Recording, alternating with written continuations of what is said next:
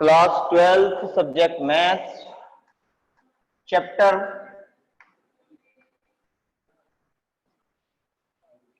है आपके third. Name है चैप्टर का मैट्रिक्स, यानी कि आव्यूह। अब देखो भाई, ध्यान से देखेंगे अपने इसमें कि देखने वाला पॉइंट ये रहेगा हमारे लिए। सबसे पहले तो आती है आव्यूह की डेफिनेशन, है ना। सबसे पहले क्या आएगा आपका, आव्यूह की आती है डेफिनेशन। तो देखो, आव्यूह यानी मैट्रिक्स अपने हमें सभी को, है ना, सभी ने हमने मॉर्निंग असेंबली में पार्टिसिपेट किया हुआ है, यानी कि सुबह को जो प्रेयर होती है उसमें हम सभी ने पार्टिसिपेट किया हुआ है। और हमें ये अच्छे से पता है कि उसमें बच्चे बैठते हैं, है ना। तो आपने देखा होगा पहले, अगर इस टाइप से हमारी रो बनी हुई है, ऐसे इस तरीके से बच्चे बैठे हुए हैं अगर ग्राउंड में, या चलो मैं वर्टिकल में ना लेके हॉरिजॉन्टल में ले ले रहा हूं। अगर इस तरीके से हॉरिजॉन्टल में अगर हमारे क्लास चल रही है, यूं ऐसे बच्चे बैठे हुए हैं, ऐसे फर्स्ट सेकंड, ये थर्ड, ये फोर्थ, अगर ऐसे बैठे हुए हैं बच्चे हॉरिजॉन्टल में, तो देखने वाला पॉइंट ये होगा कि बहुत बार आपके जो टीचर हैं वो आगे आके क्लास को व्यवस्थित करते हैं, यानी कि इस साइड से देखते हैं बच्चे सीधे बैठे हुए हैं या नहीं, सीधी है लाइन या नहीं, है ना, वेदर लाइन इज स्ट्रेट और नॉट। इस तरीके से भी चेक करते हैं और फिर ऐसे भी चेक करते हैं भाई इधर से लाइन स्ट्रेट है या नहीं है, यानी कि हॉरिजॉन्टली सामने से भी आते हैं और इधर से मतलब वर्टिकली भी इधर से चेक करते हैं। वर्टिकल का वैसे तो कोई यहाँ मीनिंग है नहीं, क्योंकि हम एक ही उसमें बात कर रहे हैं, एक प्लेन में ही बात कर रहे हैं, इसलिए तो अपने देखते हैं कि इस साइड से भी चेक किया जाता है आपको और ऐसे भी चेक किया जाता है आपको, ठीक है ना। तो जो इस साइड से चेक करते हैं अपने, उनको बोलते हैं रो। जैसे ये है रो फर्स्ट, ये है रो सेकंड, ये है रो थर्ड और ये है रो फोर्थ। और जो इस साइड से चेक किया जाता है उसको बोलते हैं कॉलम। ये कॉलम फर्स्ट, ये कॉलम सेकंड, ये कॉलम थर्ड, ये कॉलम फोर्थ और ये कॉलम है फिफ्थ, ठीक है। रो 1, रो 2, रो 3, रो 4, 4 रो हो गई ये। इसी तरीके से कॉलम 1, कॉलम 2, कॉलम 3, कॉलम 4 और कॉलम 5, 5 कॉलम हो गए, ठीक। यहीं से आपकी डेफिनेशन आती है ना। हम ये देख रहे हैं कि देखो, अगर अपने देखें तो यहाँ पे अगर इसको, ये जो हमें दिया गया है, इसको अगर मैं यहां से ये हटा दूं, व्यवस्थित कर दूं,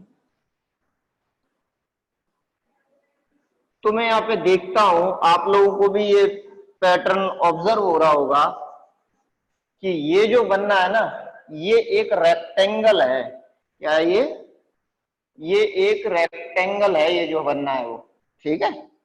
तो फर्स्ट थिंग तो ये है हमारे साथ कि ये एक रेक्टेंगल है। इस रेक्टेंगल में इसको अपने लेंथ मानेंगे, इसको विड्थ मानेंगे, ठीक है। इसको क्या मानेंगे, लेंथ, और इसको मानेंगे विड्थ। तो हम देखते हैं चूंकि ये लंबाई है, ये चौड़ाई है, अलग अलग है, इसलिए ये एक आयत है ना।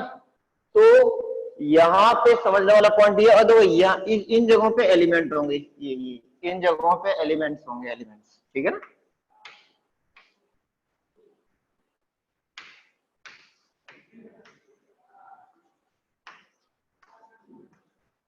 ये इन जगहों पे एलिमेंट्स होंगे। तो अपने देखते हैं यहीं से आव्यूह की यानी कि मैट्रिक्स की डेफिनेशन आती है आपके, और वो ये है कि आव्यूह, है ना, संख्याओं या फलनों का, आव्यूह संख्याओं या फलनों का आयताकार क्रम विन्यास होता है।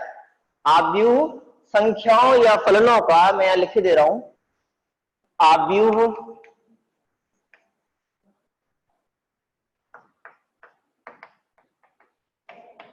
संख्याओं या फलनों का, आव्यूह संख्याओं या फलनों का आयताकार क्रम विन्यास होता है। आव्यूह संख्याओं या फलनों का, ध्यान से देखेंगे भाई अपने, आव्यूह संख्याओं या फलनों का आयताकार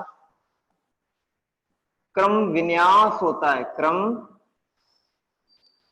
विन्यास होता है।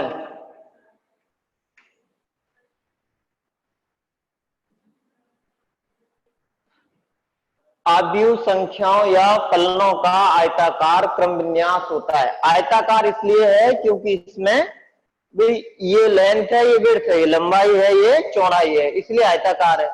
और क्रम विन्यास इसलिए है क्योंकि हर एक एलिमेंट का एक क्रम है, जहां पे जो ये जो एलिमेंट्स हैं इन पे क्रॉसिंग पॉइंट्स पे इनका एक निश्चित सीक्वेंस है। अगर ये सीक्वेंस, ये क्रम अगर बदलता है, यहाँ का एलिमेंट उठा के मैं यहाँ रख देता हूँ, यहाँ वाले को यहाँ रख देता हूँ, है ना, कोई भी दो को बदल देता हूं, तो फिर वो आव्यूह पहले वाला नहीं रहेगा, बदल जाएगा। इसलिए क्रम विन्यास है, क्रम से लगे हुए होने ही चाहिए, ठीक है ना। एक एलिमेंट का पर्टिकुलर क्रम फिक्स है, वो उसी जगह पे आना चाहिए, ठीक।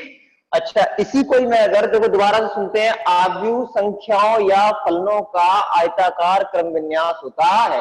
वापस सुनेंगे, आव्यूह संख्याओं या फलनों का आयताकार क्रम विन्यास होता है, आयताकार क्रम विन्यास होता है, ठीक है।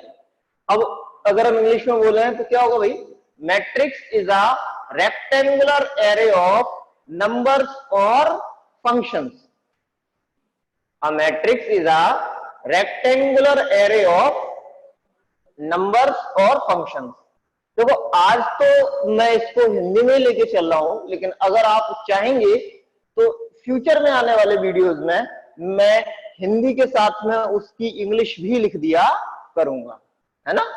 वापस से सुनेंगे अपने, आव्यूह संख्याओं या फलनों का आयताकार क्रम विन्यास होता है ना। इसी चीज को इंग्लिश में क्या बोलेंगे, A matrix is a rectangular array of, rectangular array है ना, क्रम विन्यास, rectangular array of, आयताकार क्रम विन्यास, rectangular array of numbers और functions, ठीक है ना। चलिए अब आगे देखते हैं अपने, नेक्स्ट है, देखो आव्यूह जो रहता है ना, जो इसमें ये जो है ना, ये प्रविष्टियां कहलाती हैं। मैंने आपको बताया आव्यूह संख्याओं या फलनों का आयताकार क्रम विन्यास होता है जहां संख्याओं या फलनों को आव्यूह के अवयव या प्रविष्टियां कहते हैं, ठीक है। जहां संख्याओं या फलनों को आव्यूह के अवयव या प्रविष्टियां कहते हैं,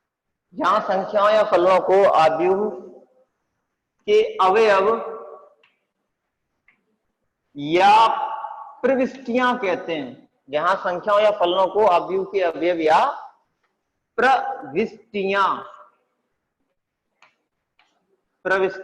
कहते हैं।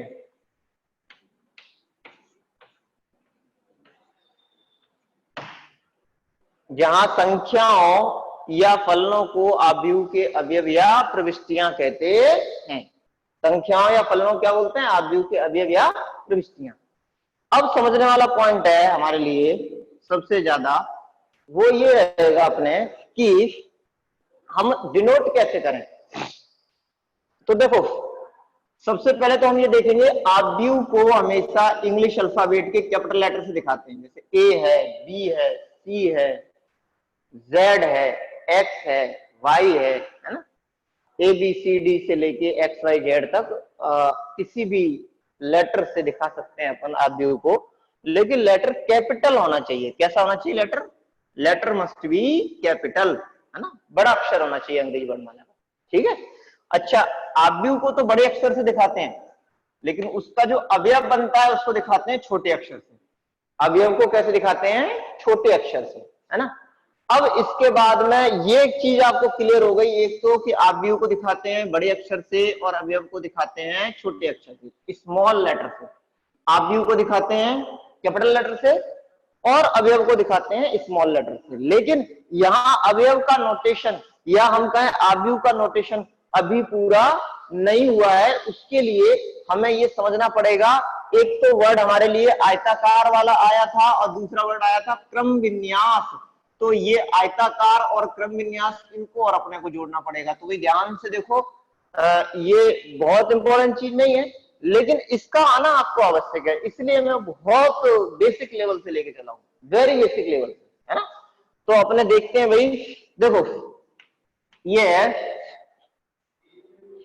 अब हम बात करते हैं, देखो आयताकार हो गया है, यानी कि ये इनके नंबर्स पे तो डिपेंड करेगा, R1 R2 R3 R4 ये कितने हैं, इस पे डिपेंड करेगा कि आव्यूह की लेंथ क्या है।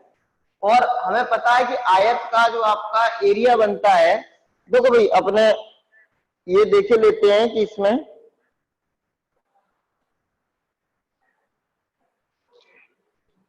कोई कमेंट भेजा हो आप लोगों ने, सर फिजिक्स केमिस्ट्री कब स्टार्ट करेंगे, बता दिया जाएगा, है ना, फिजिक्स केमिस्ट्री के स्टार्ट होने का। हाँ सर कब स्टार्ट होगी, ओनली मैथ्स, वो भी एक और कुछ नहीं होता बना रहा, कब स्टार्ट करेंगे फिजिक्स और केमिस्ट्री।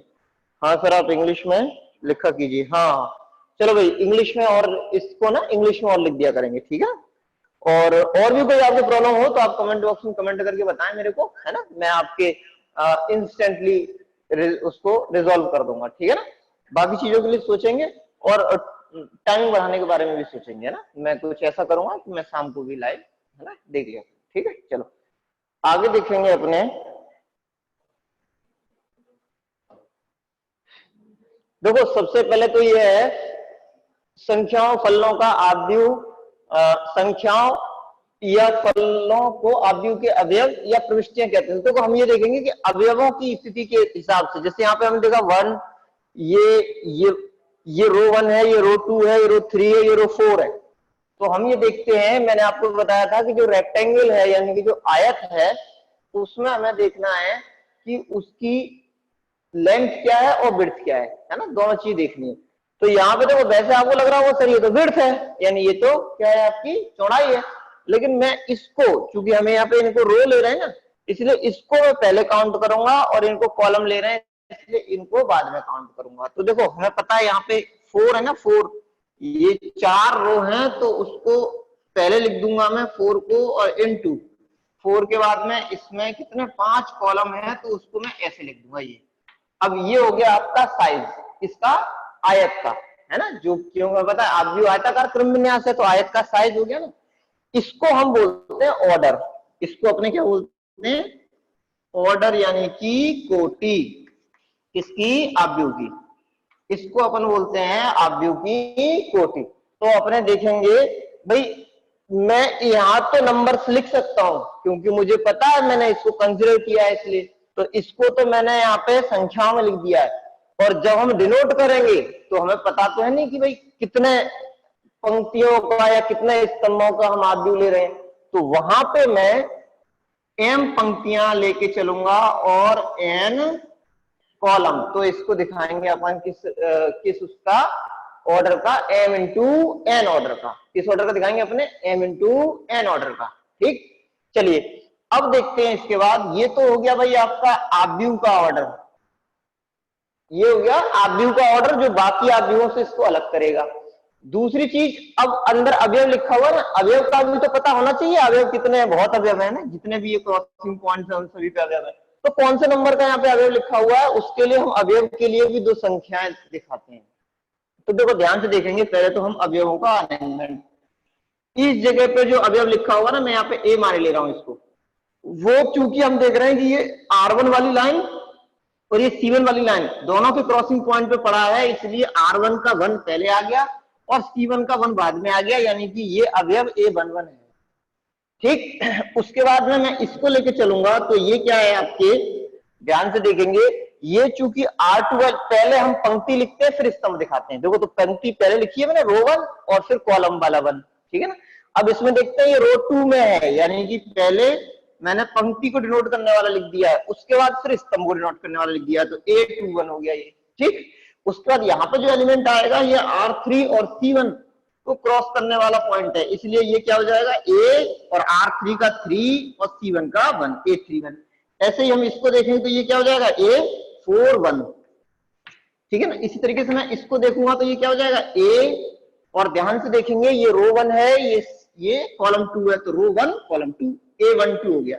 इसी तरीके से मैं इसको देखूंगा तो ये क्या हो जाएगा A, और ये 2 और यहां से 2 तो A22 हो गया। ऐसे ये क्या होगा, हाँ ये हो जाएगा आपका A3, है ना, और 2 A32, ये क्या होगा, A तो कंफर्म ही है, मैं सभी पे A लिखे दे रहा हूं पहले तो,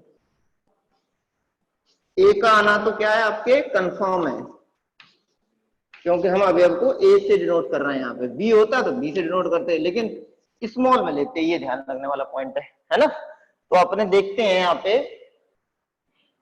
ये वाला जो होगा अवयव, इसका क्या नोटेशन बनेगा, तो ये R1 और C3 यानी कि 1 3 हो जाएगा, A1 3। उसके बाद ये 1 और ये 4, ये R1 और C4 से है तो A1 4 हो गया, ये R1 और C5 से है तो A1 5 हो गया, ये आपका 2 है तो ये R2 और C3 से है तो ये A2 3 हो गया, उसके बाद ये R2 और C4 से है तो A2 4 हो गया, उसके बाद ये R2 और C5 से है तो A2 5 हो गया। ऐसे आगे देखेंगे अपने, ये जो पॉइंट है हमारे, ये यहाँ पे क्या आएगा आपका R3 और ये C3, तो A ये 3 3 हो गया। उसके बाद ये देखेंगे तो ये 4 और 3 पे है तो A 4 3 हो गया। उसके बाद दिस एलिमेंट है ना, ये एलिमेंट देखेंगे अपने तो ये किस पे, ये R3 और C4 पे है तो A 3 4 हो गया। उसके बाद ये एलिमेंट जो है ये आपका R4 और C4 पे है तो A 4 4 हो गया। ये एलिमेंट है आपका ये R3 और C5 पे है तो A 3 5 हो गया। और उसके बाद ये लास्ट वाला जो आपके एलिमेंट है ये R4 और C5 पे है तो A क्या हो गया आपके 4 और 5। अब देखो जब हम m इंटू n लेके चले, हमें यहाँ तो पता था कि भाई यहाँ तो इसका ऑर्डर 4 इंटू 5 था, क्योंकि कंफर्म था 4 पंक्तियां हैं यहाँ पे और 5 स्तंभ हैं, इसलिए इसका ऑर्डर A4 5 हो गया। तो लास्ट वाला ये मतलब सभी में यहाँ संख्याएं आ गई, सभी अवयव होंगे, क्योंकि हमें पता है कितनी पंक्तियां हैं कितने स्तंभ है। अगर सपोज हम जनरल वे में लिखना चाहें, व्यापक रूप में लिखना चाहें, जहां हम संख्याओं को, जहां हम जो गिनतियां लिखूंगा मैं यहाँ पे, जैसे यहाँ पे मैंने m और n लिखा है, हम अपने हिसाब से मान दे सकते हैं इनको, है ना। तो आगे हम देखेंगे जैसी कंडीशन हो, डिपेंडिंग ऑन कंडीशन हम अपने हिसाब से इनको वैल्यूज असाइन कर सकते हैं। इसी तरीके से जब हम एलिमेंट के लिए देखेंगे तो उसको, मुझे पता है ये 2 2 है, ये 2 3 है, ये दो संख्याएं तो बदल नहीं है, ये दो संख्याएं बदल नहीं, जैसे यहाँ पे ये दो संख्याएं बदल रही थी तो मैंने यहाँ पे इनको ये लिख दिया। ऐसे यहां वाली संख्याएं बदलेंगी तो मैं इसको AIJ से शो कर दूंगा, I और J। अब मैं ये कह सकता हूं कि जो A एलिमेंट है वो ith रो यानी IV पंक्ति और jth कॉलम यानी jवें कॉलम का अवयव है। जैसे यहाँ पे ये वाला जो अवयव है ये कौन सी, ये 2 लिखा है आगे, इसका मतलब दूसरी पंक्ति, और पीछे 3 लिखा है, इसका मतलब तीसरे स्तंभ का अवयव है, ठीक है ना। तो अपने देखते हैं ये AIJ हो गया, यानी कि ये IV पंक्ति और jवें स्तंभ का अवयव है, और कौन से आव्यूह का है, उस आव्यूह का है जिसमें m पंक्तियां और n स्तंभ है, ठीक है। ये कंप्लीट नोटेशन हो गया आपका आव्यूह का, ठीक। हमें अगर किसी आव्यूह को शो करना है तो हम आव्यूह को कैपिटल लेटर से दिखाएंगे और एक अवयव स्मॉल लेटर से दिखा के उसमें AIJ और आगे उस आव्यूह का ऑर्डर यानी m क्रॉस n लिख देंगे, ठीक है ना। आगे जो भी डेफिनेशंस आएंगी उनको मैं इसी हिसाब से लेके चलूंगा। अच्छा, और थोड़ा सा आपको हल्का सा कुछ मैं और इंट्रोड्यूस करा दे रहा हूं। देखो भाई, आगे आपकी जो, आप लोग कंटिन्यूअसली बने रहें, आगे आपकी जो स्टडीज होंगी वो देखो आप लोग ये देख ही रहे होंगे। एक तो आपके राजस्थान, देखो जो यहाँ भी लेके मैं चलूंगा वो आपके राजस्थान बोर्ड का सिलेबस होगा ना, टारगेट उसी को करूंगा मैं, ठीक। दूसरी चीज ये आप देख रहे होंगे, ये RD शर्मा की बुक है ना, ये लिखा हुआ देखो RD शर्मा, क्लियरली विजुअल होगा आपको। तो ये बुक के टेक्निकल और ये हमारे यहाँ का मॉड्यूल है ना। और मॉड्यूल में आप लोग देख रहे हैं ये चैप्टर है आपके मैट्रिक्स, ठीक है ना, मैट्रिक्स यानी आव्यूह। अच्छा, बाकी मॉड्यूल तो क्या है आपके हिंदी में ही है, ये जरूर है आपके, स्टार्टिंग है वो इंग्लिश में है लेकिन बाकी हिंदी में है। तो मैं इसके क्वेश्चंस को भी रेफर करूंगा, है ना। और जैसे ये एररलेस है मैथमेटिक्स की, ठीक है ना, इसके थ्रू भी कुछ ना कुछ जो भी रहेगा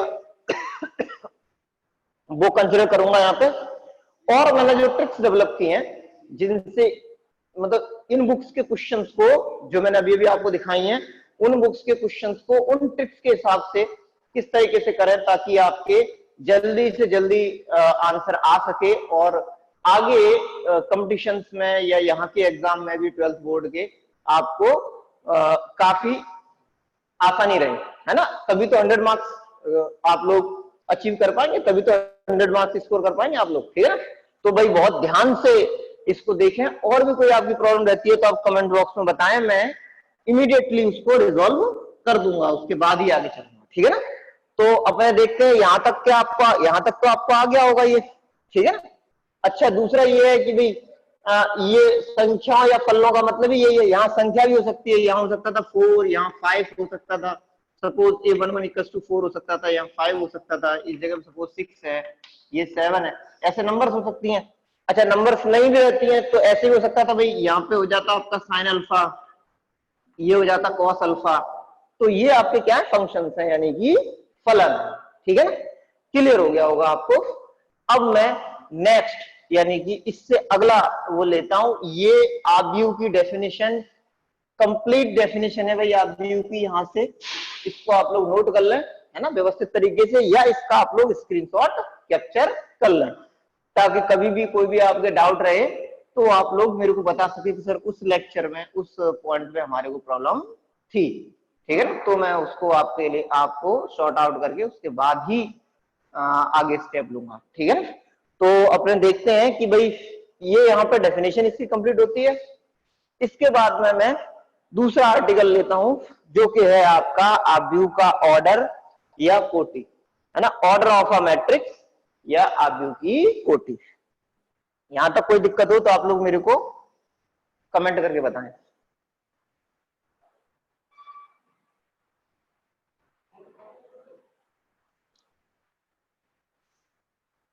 चलो भाई, नहीं है कोई प्रॉब्लम, आगे देखते हैं अपने।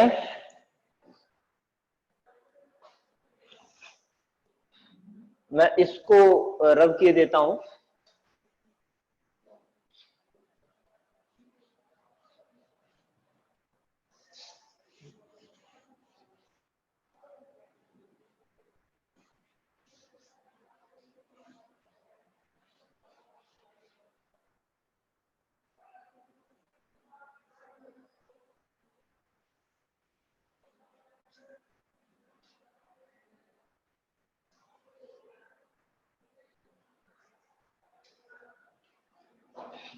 तो अगला अपना टॉपिक है आव्यूह की कोटि। आव्यूह की कोटि, आव्यूह की कोटि, इसको क्या बोलेंगे अपन, ऑर्डर ऑफ ए मैट्रिक्स। आव्यूह की कोटि यानी ऑर्डर ऑफ अ मैट्रिक्स। तो देखो भाई, अपने देखते हैं जितनी, है ना, किसी आव्यूह में जो पंक्तियों की संख्या होती है और उसी आव्यूह में जो स्तंभों की संख्या होती है उसको मल्टीप्लाई करके लिख देते हैं, तो अपने बोलते हैं कि भाई किसी दिए गए आव्यूह की कोटि है। अच्छा, कोटि में जो संख्याएं रहती हैं, जैसे सपोज अभी मैंने यहाँ पे जो आव्यूह की कोटि ली थी वो क्या थी, 4 × 5, है ना, यही थी ना कोटि, 4 × 5 की कोटि थी। तो अगर जो संख्या रहती है इसमें कोटि में, अगर हम उनका मल्टीप्लाई कर दें तो मल्टीप्लिकेशन से जो संख्या प्राप्त होती है वो उस आव्यूह में उपस्थित अवयवों की संख्या दिखाती है। क्लियर है आपके? पहली चीज कि हम पंक्तियों और स्तंभों की संख्या को मल्टीप्लाई करके लिख देते हैं तो वो आव्यूह की कोटि रहती है, और आव्यूह की कोटि में जो संख्या रहती हैं अगर हम उनको मल्टीप्लाई कर दें तो उससे, जैसे यहाँ पे 4 और 5 थी पिछले में, तो 4 5 जा कितना होगा, 20, 4 पंजे 20। तो हम देखते हैं इसका मतलब जिस आव्यूह की कोटि 4 × 5 होगी उसमें अवयवों की संख्या कितनी होगी, 20 होगी, उसमें अवयवों की संख्या कितनी होगी, 20 यानी कि 20 होगी, ठीक। तो अपने देखते हैं भाई, यहाँ पे डिफाइन करने को तो लंबी चौड़ी डेफिनेशन लिख दो, लेकिन उसका कोई मतलब है नहीं है, ठीक है। आप लोग वैसे ध्यान रखो कि क्या रहता है आपके, किसी आव्यूह की पंक्तियों की संख्या ना, पंक्तियों की संख्या में स्तंभों की संख्या का गुणा करने पर, है ना, गुणा करने से हमें क्या प्राप्त होती है, उसकी कोटि प्राप्त होती है, ठीक है ना। चलिए भाई आगे देखेंगे अपने।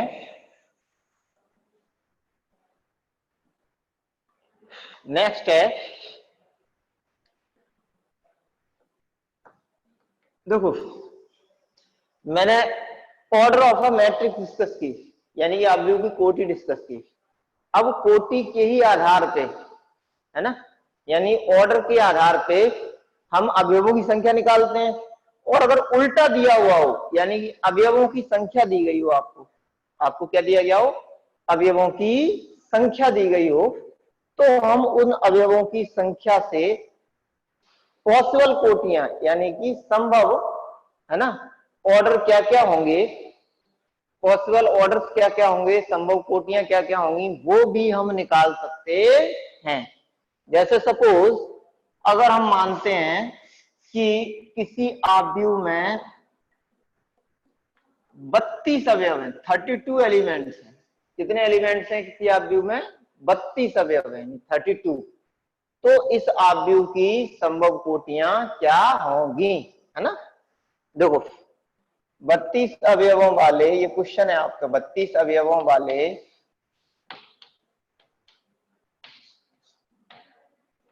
आव्यूह की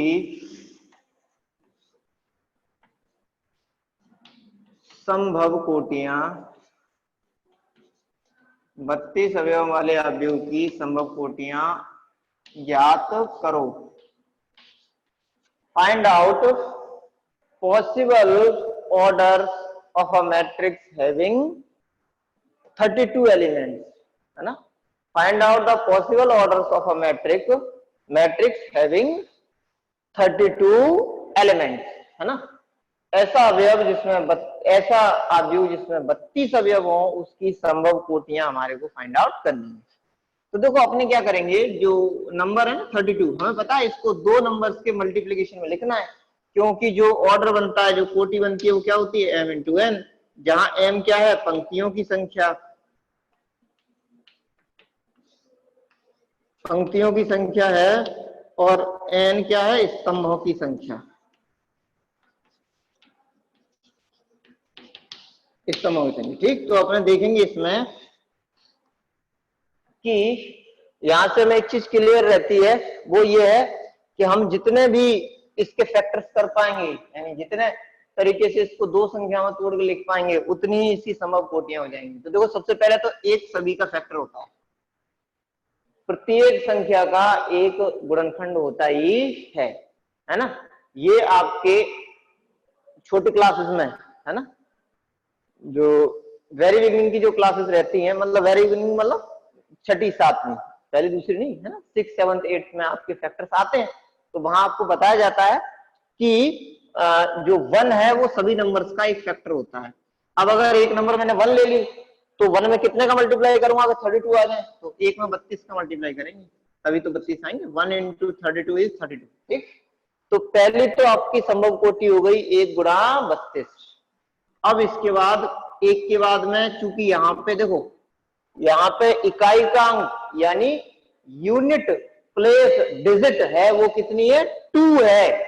और जब यूनिट प्लेस डिजिट आपकी 2 होती है, तो ऐसे में वो नंबर डिविजिबल होती है। किससे डिविजिबल होती है, वो नंबर आपकी 2 से डिविजिबल होती है। तो मैं यहाँ पे 2 लिख दूंगा, एक नंबर मैंने 2 ले ली। अब अगर मैं एक नंबर 2 लिखूंगा, तो 2 में कितने का मल्टीप्लाई करूं कि 32 आ जाए, तो मेरे को पता है जब हम 2 का इसमें डिवाइड करेंगे ना 32 में, तो या तो तुम ऐसे समझ लो कि भाई 16 दूनी 32 होते हैं, तो यहाँ पे 16 यानी कि 16 आ जाएगा, वरना 2 का इसमें भाग लगा दो, तो 2 का पहाड़ा इसमें पड़ेंगे तो कितना होगा आपके, 2 एकम 2, अब 2 ही तो कटे, 3 तो कटे नहीं, तो यहाँ से 1 बचा, तो वो यहाँ पे आ गया 12 हो गए, 2 छिक्के 12, यानी कि 16 आ गया। कितना आ गया भाई, 32 में 2 का भाग लगाने पे 16, यानी कि यहाँ पे क्या आएगा आपके 2 इंटू 16, यानी 2 गुणा 16 आपके यहाँ पे बनेगा इसका दूसरा पॉसिबल ऑर्डर, यानी दूसरी संभव कोटि। अब हम देखते हैं 2 के बाद ये 3 से तो कटेगा नहीं, 32 क्यों नहीं कटेगा 3 से, क्योंकि 3 की विभाजकता का नियम क्या होता है, 3 की विभाजकता का नियम होता है कि संख्याओं का योग, सभी डिजिट्स का, डिजिट्स यानी अंकों का योग 3, 6, 9 होना चाहिए, अंकों का फाइनल योग 3, 6, 9 होना चाहिए, यानी अंकों का एक अंकीय योग। अंकों को तब तक जोड़ो जब तक जुड़ जुड़ के एक ही अंक ना रह जाए, और वो जो एक अंक रहेगा अगर वो 3, 6 या 9 रहता है, तो हमारी जो संख्या है वो 3 से विभाज्य होगी, अन्यथा नहीं होगी। तो इसलिए हम देखते हैं कि यहाँ पे 3 और 2 5 बनना है, इसलिए 3 से तो कटेगी नहीं। 4 की तरफ चलते हैं, तो देखो 4 से कट रहा है ये, तो 4 मैंने यहाँ लिखा, और 4 का पढ़ा 32 में पढ़ा, तो 4 अट्ठे 32, ठीक है, यानी 8 बार गया तो एक और कोटि हो गई आपकी 4 into 8, है ना। उसके बाद देखो 4 के बाद 5 से कटेगा नहीं, क्यों इकाई का अंक 2 है ना, 0 और 5 नहीं, जब 0 और 5 होता है इकाई का अंक तब 5 से कटता है। अब 5 के बाद 6 है तो 6 से भी नहीं कटेगा भाई, क्यों 6 से कटने के लिए 2 और 3 दोनों से कटना चाहिए। उसके बाद 7 से नहीं कटेगा, फिर 8 से वापस से, अब 8 से जैसे कटने की बारी आई ना तो फिर ये रिपीट होने लगा पैटर्न। तो अपने देखते हैं कि एक पैटर्न तो ये हो गया, और 8 से चूंकि वापस कट रहा है तो अपन पहले ही 8 से इन दोनों से कट रहा है ना, तो जैसे ये इनमें से कोई नंबर रिपीट करने लग जाए तो फिर समझ जाओ कि अब हमारे जो ऑर्डर है वो इन्हीं को ही हमें उल्टा करके लिख देना है। तो हमने देखा 8 से देखो रिपीट होने लगा था ना जैसे ही, वैसे तो हाँ 8 से जैसे ही रिपीट हुआ तो अपन ने ये देख लिया कि भाई वैसे तो हम ये निकाल ही चुके हैं, अब इनको बस रिपीट करके लिख देना है। अगर 1 into 32 पॉसिबल हो सकती है गुणनफल के रूप में या गुणनखंडन के रूप में, तो हम ऐसे तो लिख सकते हैं इसको 32 into 1। अगर 1 into 32 एक ऑर्डर होगा तो 32 into 1 भी ऑर्डर होगा ही होगा।